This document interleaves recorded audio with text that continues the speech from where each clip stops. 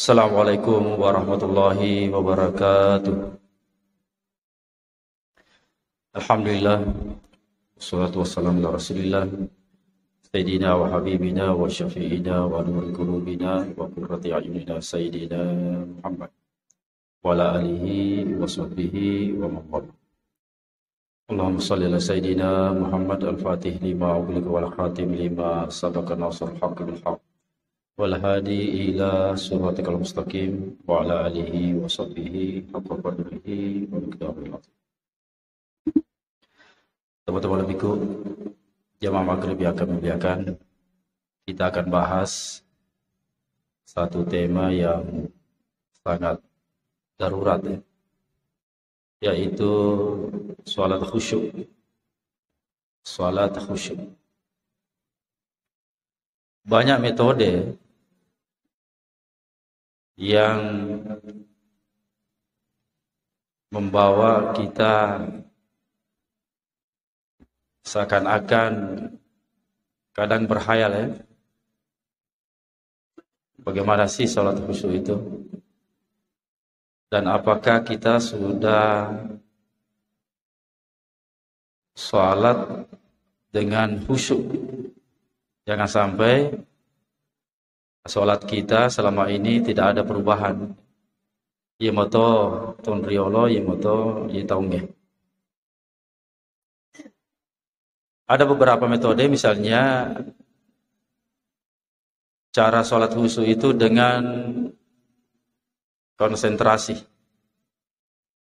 Jadi konsentrasi penuh, mulai dari takbir sampai salam.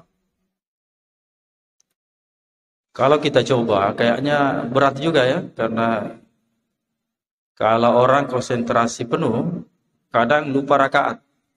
Ya, kadang lupa rakaat.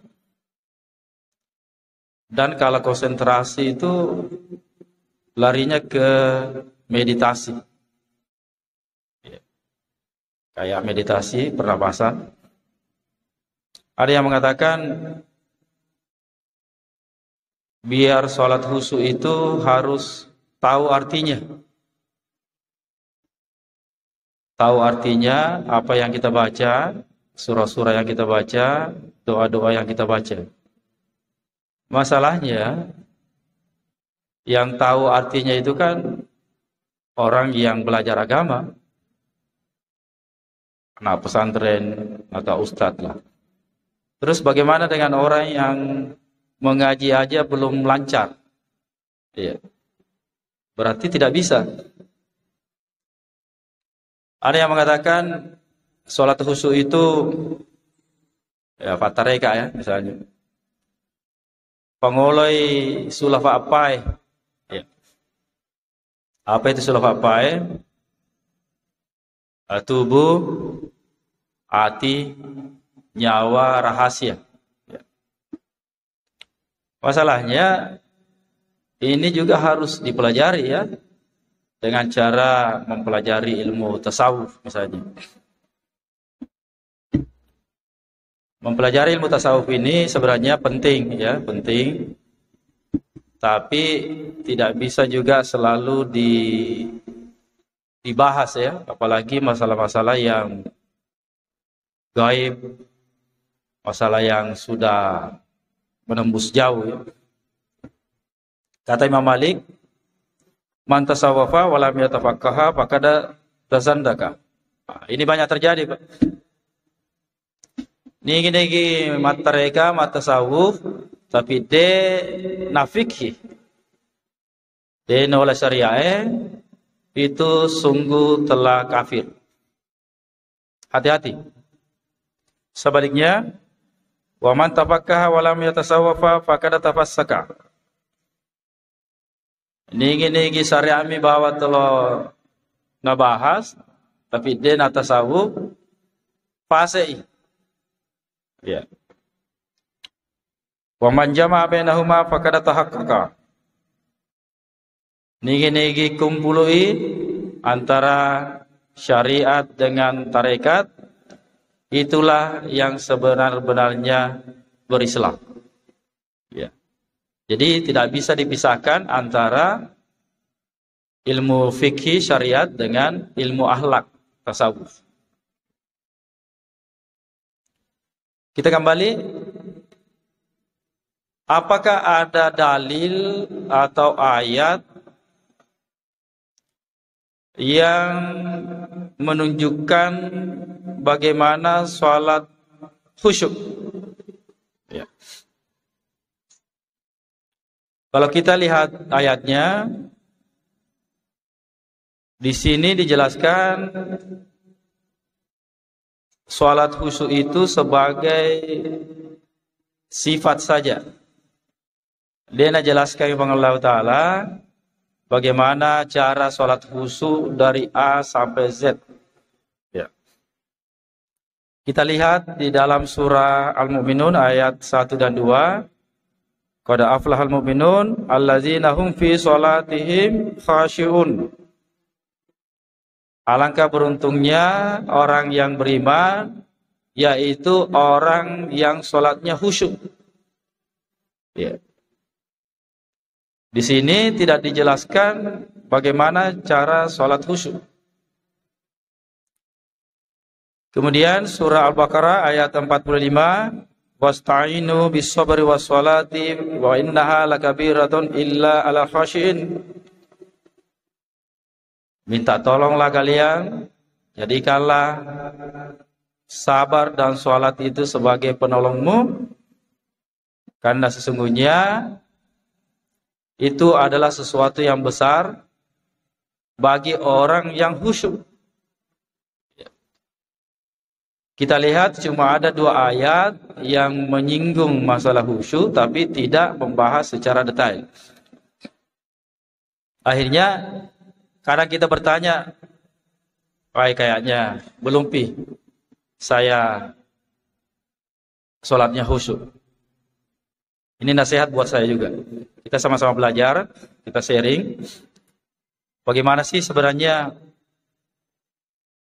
cara sholat khusyuk itu? Rasulullah bersabda di dalam hadis yang diriwayatkan oleh Bukhari dan Muslim, antabudallaha ka'annaka tarahu fa illam takun tarahu fa innahu yaraka. Sudah mulai mendekati. Jadi kalau sholat itu nasana bita, seakan-akan kita melihat Allah. Ya. Tapi nggak bisa dibayangkan ya. Kalau tidak bisa, maka yakini Allah melihatmu. Ya. Itulah langkah pertama untuk bagaimana kita sholat khusyuk. Yaitu kita seakan-akan melihat Allah.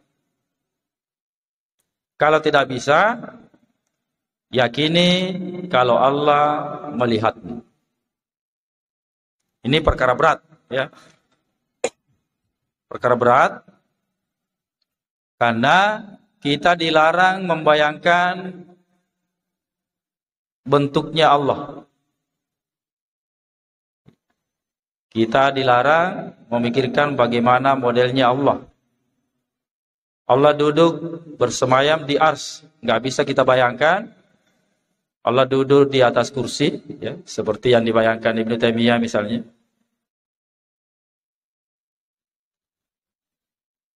Nah, terus bagaimana caranya ini? Ada metode ditemukan. Ternyata khusyuk itu bukan tujuan sholat. Ya.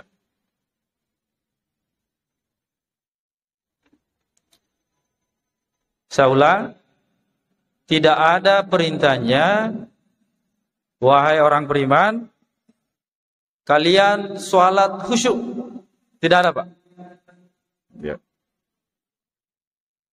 Nah, disinilah banyak yang salah paham. Jadi mereka sholat berusaha untuk khusyuk sekali. Justru makin tidak bisa khusyuk. Ya. Kita coba nih.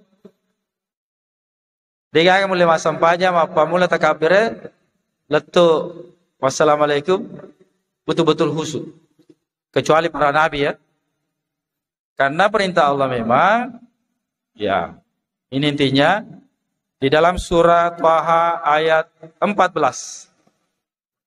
Di dalam surat Thaha ayat 14, wa aqimis sholata li zikri. Ini jawabannya. Wa aqimis sholata li zikri. Dirikanlah sholat, kerjakanlah sholat untuk mengingat saya. Jadi kalau kita sholat itu, kita banyakkan berzikir. Ya nanti apa? Zikir itu ada dua macam.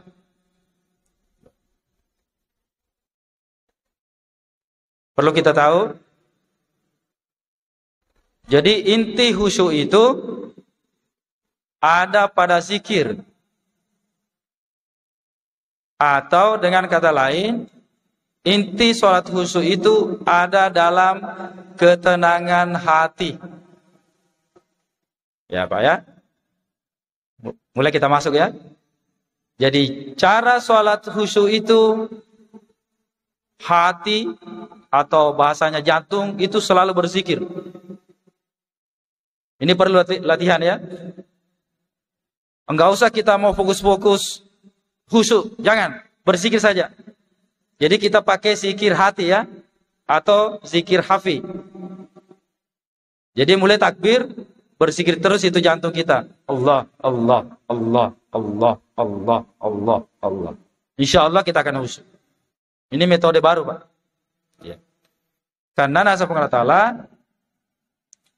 ala bizikrillah tatmainul qulub.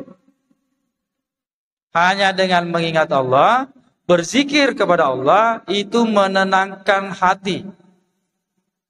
Rukunnya atau syarat wajibnya khusyuk itu, hati harus tenang, tentram, damai.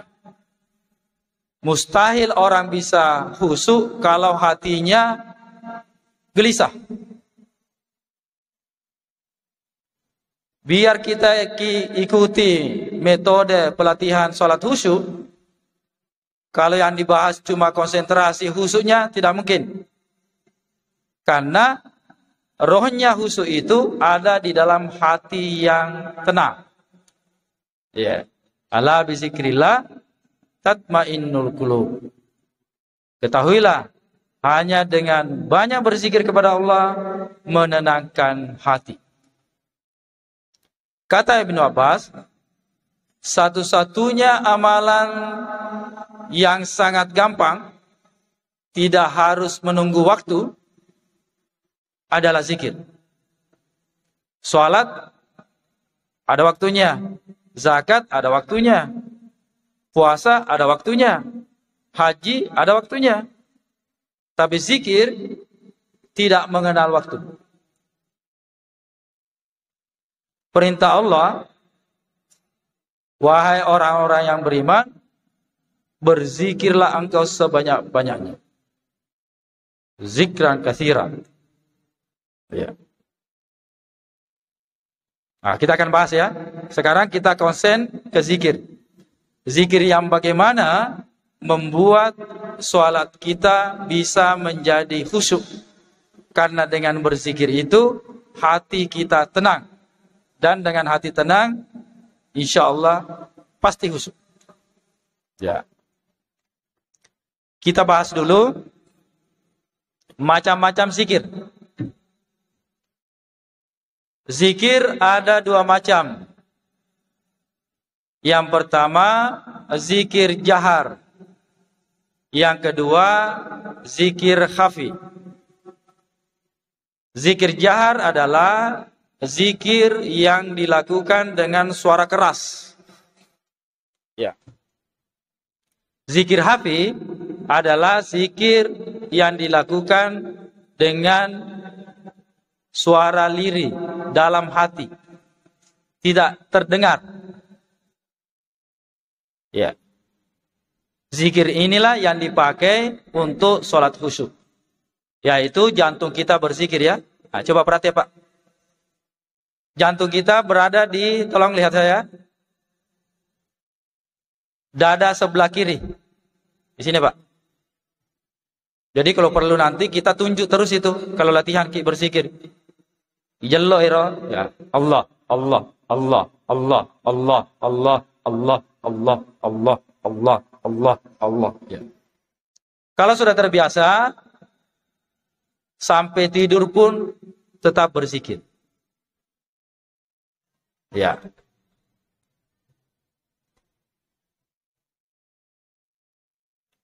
Kita bahas zikir jahar. Jadi dua macam zikir ini semua diperintahkan. Semua boleh dilakukan. Semua ada dalilnya. Kita bahas dulu zikir jahar.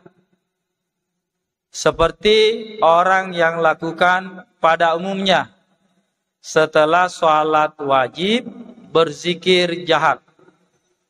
Seperti yang dilakukan di sini juga. Misalnya, Subhanallah, Subhanallah, Subhanallah, Subhanallah. Alhamdulillah, Alhamdulillah. Ini diperintahkan. Bukan bid'ah.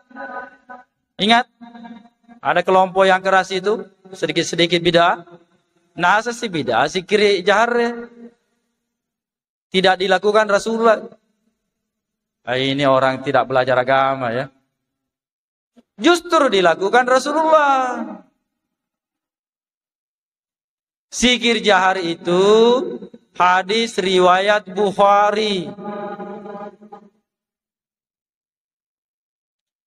Inna rafasatu bizikri hina yansarifun nasu minal maktubati kana ala ahdin Nabi sallallahu alaihi wasallam. Wahai saudaraku yang suka membidahkan orang, tolong belajar baik-baik. Belajar yang baik-baik.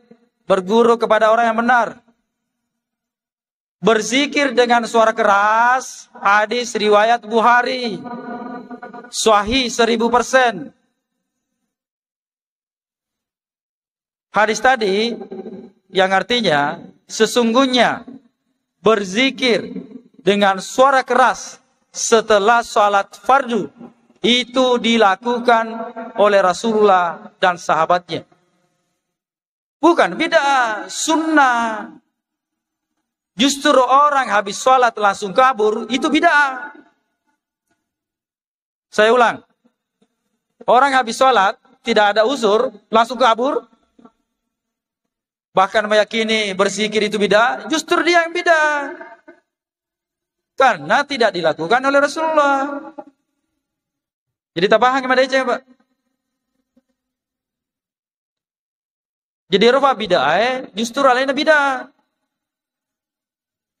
Karena dia nak paham agama. Dia nak guru agama dengan sempurna. Justru berzikir dengan suara keras itu sunnah. Wah kita cuma berzikir dalam hati. Iya. Semua benar. Ada semua dalilnya. Yang salah yang menyalahkan orang. Dan yang salah itu yang tidak berzikir. Bahkan orang yang tidak berzikir itu menganggap zikir yang banyak itu bid'ah, itu orang munafik, kata Allah Subhanahu wa taala. Iya. Di dalam surah An-Nisa ayat 142. Innal munafiqina yuhadi'unallaha wa huwa hadi'uhum. Wa idza qamu ila sholati qamu kusala yura'unan nasa wa la yazkurunallaha illa qalila. Orang munafik itu hendak menipu Allah. Tapi Allah Maha lebih hebat lagi tipuannya. Dan orang munafik itu kalau sudah mau sholat dia bermalas-malasan. Ban itawe kena matu pi. Melampai mau apa? Kaman itawe ay matu pi, onde maki masebo. Dan dia ria. Ini garis bawahi. Wala yazkurunallaha illa qalila. Orang munafik itu zikirnya sedikit. Mengatakan zikir yang ribu-ribu itu bid'ah. Perintah Allah, berzikirlah engkau sebanyak-banyaknya. Ya. Ya ayyuhalladzina amanu uzkurullaha zikran katsira. Ayat. Wahai orang-orang yang beriman, berzikirlah engkau sebanyak-banyaknya. 1000 kali lebih bagus, 10.000 lebih bagus, 100.000 lebih bagus. Bukan bid'ah. Perintah Allah.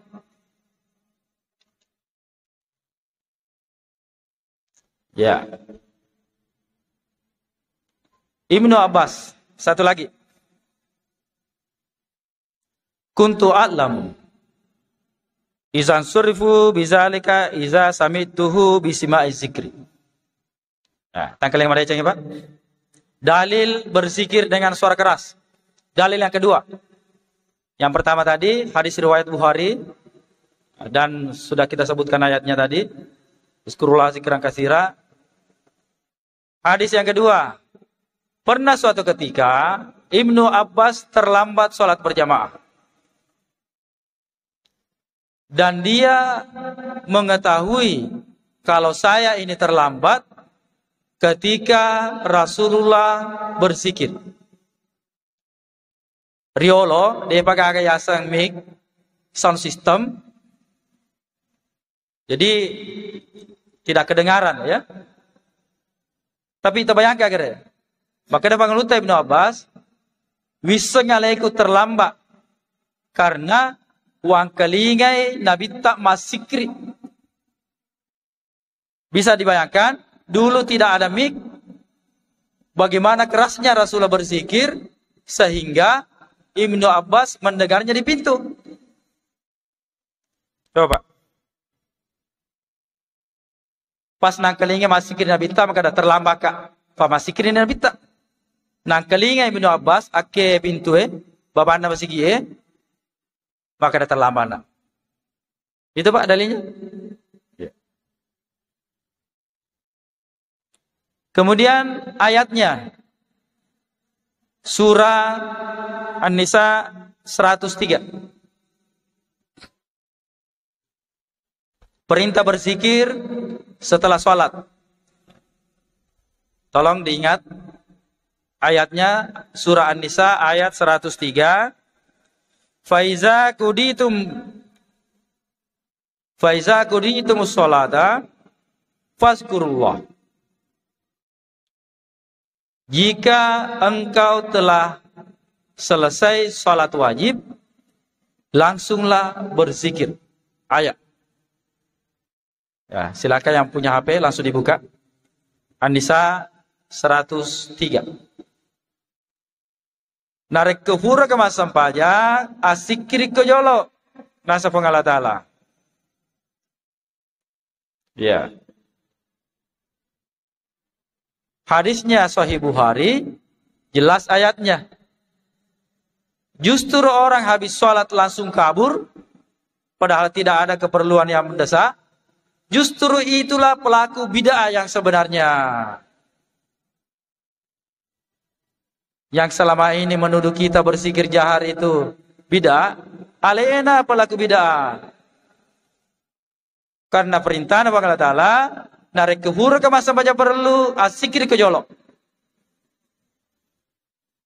Tentunya zikir dengan berjamaah dan suara keras. Ya. Oke? Sekarang dalil berzikir dengan tidak keras. Semua ada dalilnya. Ingat, yang salah itu menyalahkan orang. Ya. Macam si ulam maulid. Nafak bida-bida si matu tayo maulid. Orang gila urusan. Padahal dalil maulid itu ada ayatnya, ada hadisnya. Bahkan Ibnu Taimiyah sendiri membolehkan maulid. Saya punya bukunya. Judulnya Iqtida Siratal Mustaqim. Halaman 254. Ibnu Taimiyah membolehkan maulid. Agar kita pakai. Tapi bukan pembahasan kita ya. Saya kalau bahas masalah maulid, kadang sampai 2 kali pertemuan. Saking banyaknya dalilnya. Nah, kita lanjut pembahasan kita. Dalil berzikir dengan suara lirih. Atau dalam hati. Ini zikir pakai masam pajang. Biar kita khusyuk. Kan tidak mungkin kita sholat pakai zikir keras. Wah, mengganggu ya. Tidak mungkin juga membatalkan sholat. Jadi, untuk khusyuk dalam sholat, kita pakai zikir dalam hati. Dalilnya, surah Al-A'raf 205. Wazkur rabbaka fi nafsika tadarruan wa khifatan dunal jahri minal qaul.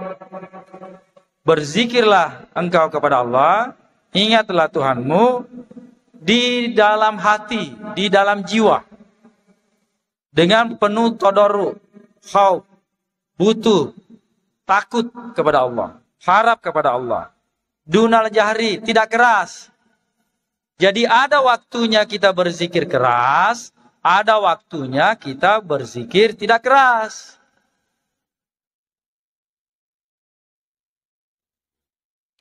Contoh, kita harus tahu asbabul wurudnya.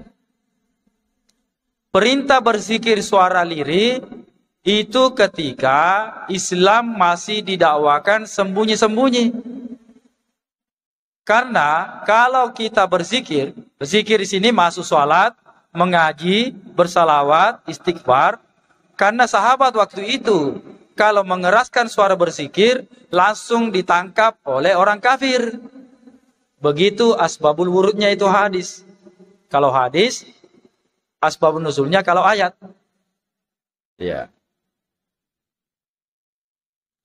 Jadi perintah mengaji dengan tidak keras dulu sebelum Islam meluas. Islam masih didakwakan sembunyi-sembunyi. Berzikir dengan suara lirih adalah zikir orang yang habis bertahajud. Ingat Pak Adi? Narik ke hura ke tahajud, masih kiriki kecilnya saja. Jangan teriak-teriak. Nah, kadek itu matu balik bulata atau jangan.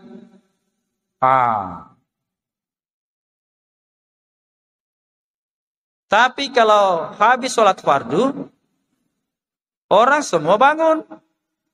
Tidak mengganggu orang kalau kita berzikir dengan suara keras. Habis sholat maghrib tadi, habis sholat isya nanti, tidak mengganggu orang. Karena orang masih pada bangun. Begitu maksudnya. Zikir hafi ini, zikir dengan jantung ini, itulah zikir yang selamanya. Apapun yang kita lakukan, jantung kita ini berzikir terus, Pak. Perlu latihan memang. Di dalam orang tarekat, zikir hafi inilah yang dipakai tarekat Naqsyabandi. Ya. Yang sanadnya langsung diterima oleh Abu Bakar. Jadi tarekat besar itu 2 jalurnya Naqsyabandi dan Qadiriyah. Lebih 40 tarekat Al-Mutabar, 2 jalurnya lewat Abu Bakar, itu Naqsyabandi. Zikirnya sembunyi. Ustaz Somad pernah bersuluk, ya, berzikir di dalam kelambu. Zikirnya Allah, Allahu, Allah, Allah, Allah, Allah, Allah, Allah, Allah, Allah. Dibisakan? Ya. Jadi kalau sampai kita sholat, jantung kita itu selalu menyebut Allah. Ya. Tak perhati matu masa panjang isya ya. Jadi mulai takbir, kita tetap dengar bacaan imam dan jantung kita berzikir terus. Allah, Allah, Allah, Allah, Allah. Insya Allah melalui proses kita akan khusyuk.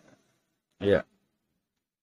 Zikir jahar ini, yang keras ini, itu jalurnya lewat Sayyidina Ali. Ketika Rasulullah bertanya, wahai Ali, enggak adakah orang lain di sini? Artinya agama lain? Tidak ada wahai Rasulullah. Tutup pintu. Saya akan baiat kalian, ajarkan kalimat tauhid, yaitu la ilaha illallah. Sahabat semua berzikir kalimat ini dengan keras. Inilah silsilahnya tarekat Qadiriyah. Ya. Termasuk Halwatiyah kalau berzikir dengan suara keras. Boleh. La ilaha illallah. La ilaha illallah. Orang bilang kayak orang gila. Kalau ada orang berzikir dibilang orang gila, sudah berhasil zikirnya. Hadis diriwayatkan dari Hakim fil Mustadrak. Uzkurullaha aksiru zikrallahi hatta yakulu majnun. Perbanyaklah berzikir kepada Allah sampai mereka katakan engkau gila. Jadi jangan heran. Kalau orang tarekat itu berzikirnya dianggap gila, berarti dia sudah tembus. Ini hadis, Pak. Narekonasan itu jangan masih kiri. Sudah betul. Berarti yang menganggap orang gila itu dia yang gila. Ya, dia yang gila.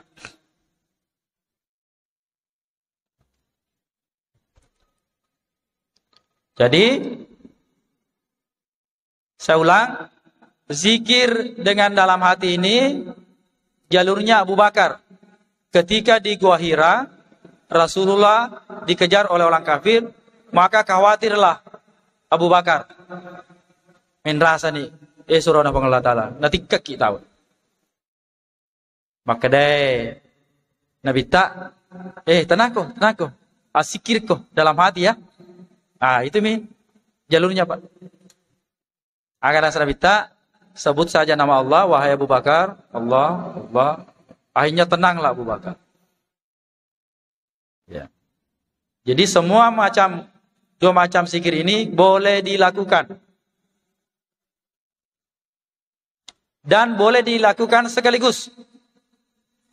Butuh perhatian ya. Contoh, kita berzikir la ilaha illallah, mulut kita la ilaha illallah, jantung kita Allah. Kita coba Pak Tudi.